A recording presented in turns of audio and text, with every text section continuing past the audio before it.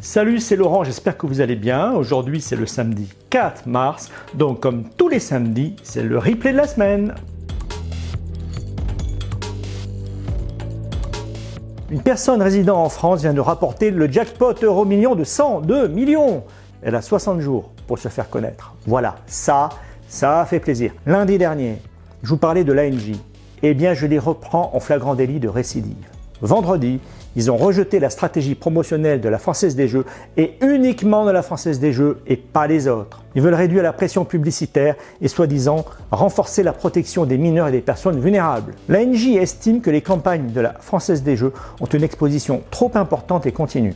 Elle s'en prend à la mise en avant des jackpots et des slogans accrocheurs et aussi à la nouveauté du recours à des influenceurs. Mais le plus consternant, c'est que l'ANJ s'en prend à la pub sur les contributions sociétales de la Française des Jeux. La Française des Jeux fait du bien et ne peut pas le dire. Je dis aux buralistes, alerte orange, alerte orange, alerte orange. Après le tabac, c'est les jeux. Que les tripots clandestins sur le Darknet se préparent, la fête va commencer. Monsieur Gabriel Attal, ministre délégué chargé des comptes publics, ministre de tutelle des buralistes, j'accuse le pouvoir en place de détruire le système de commercialisation des tabacs en France, hérité de Colbert et de Napoléon Ier, et qui a fait ses preuves. Le seul en même temps qu'on ait vu de monsieur Macron, c'est le paquet à 10 € et en même temps l'explosion nucléaire du marché illégal. Boum! J'affirme que la politique anti-tabac du président Macron est une politique criminogène qui alimente le crime organisé jusqu'au terrorisme. Avec un marché parallèle qui va atteindre 40%. Vous avez achevé de détruire le monopole d'État sur le tabac. Votre politique préfère les dealers de tabac aux honnêtes buralistes. Les yeux dans les yeux, je vous le dis. C'est une faute grave. Je répète, une faute grave d'un point de vue sanitaire, d'un point de vue sécuritaire, d'un point de vue social, d'un point de vue fiscal, d'un point de vue économique. C'est une faillite. Est-ce que nos amis de Strato ont une panne de réveil hier, 1er mars, jour de l'augmentation ?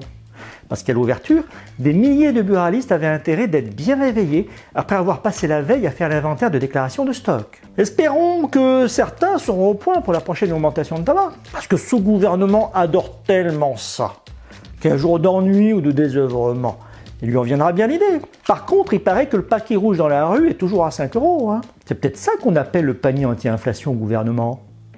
Je sais pas, moi je me pose des questions. En attendant, ça va certainement aller mieux pour nos amis du Sud, car vous savez tous que la DRD de Colomiers a repris le travail. La situation va mettre plusieurs jours pour entrer dans l'ordre pour que les livraisons reprennent normalement. J'ai appris que mardi matin à 4h45, il y avait déjà 10 buralistes en attente au dépannage à Colomiers. C'est normal, jour de crise.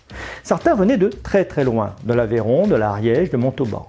Frédéric Paillet, président des buralistes de Haute-Garonne, avait apporté le café en solidarité. C'est un petit rien, mais bravo Frédéric, je trouve ça super sympa. Vous avez été très nombreux à voir, à liker, à partager l'émission Bural TV du 1er mars, dans laquelle je mets en accusation la politique anti-tabac criminogène des pouvoirs en place. Je vous remercie tous pour vos encouragements du fond du cœur, et je crois qu'on s'est compris. Tous les faits que j'ai dénoncés sont des faits dénoncés depuis longtemps par la Confédération, par Philippe Coy et ses présidents de fédérations et départementaux. Ils utilisent un langage plus lisse, certes, mais sur le fond de la réalité du terrain, il n'y a pas une feuille de papier à cigarette entre nous, à mon avis. Je n'invente rien.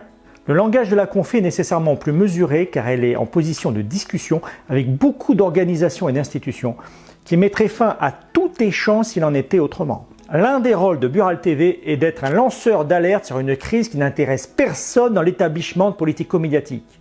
Tous ceux qui défendent les buralistes ou qui les font avancer au niveau syndical, au niveau des médias professionnels, au niveau des entreprises, au niveau de leurs diverses expressions citoyennes, au niveau de la dynamisation de leur commerce, tous ceux qui bougent sont mes potes. Chacun son rôle, chacun ses possibilités en fonction de ses contraintes. Vous avez des présidents départementaux qui viennent défendre le métier dans les médias locaux ces derniers jours. Je pense à Frédéric Roland du Doubs qui a défendu les petits buralistes dans l'Est républicain. À Antoine Berras, président des buralistes de Gironde sur France Bleu, qui avertissait sur le marché parallèle. À Thierry Ardaudin, président des Hautes-Pyrénées de l'Occitanie, qui parlait de Colomiers, de la concurrence de la grande distribution et des produits annexes, et bien sûr des frontières. De Stéphane Pecaglia, président de la Dordogne, qui évoquait la crise de Colomiers. Merci à eux. Aujourd'hui, super cagnotte euro-million, c'est la fête. Moi, je sais que lorsqu'on a des super jackpots, des super lotos, il faut le montrer aux clients. Il faut une déco, une petite animation.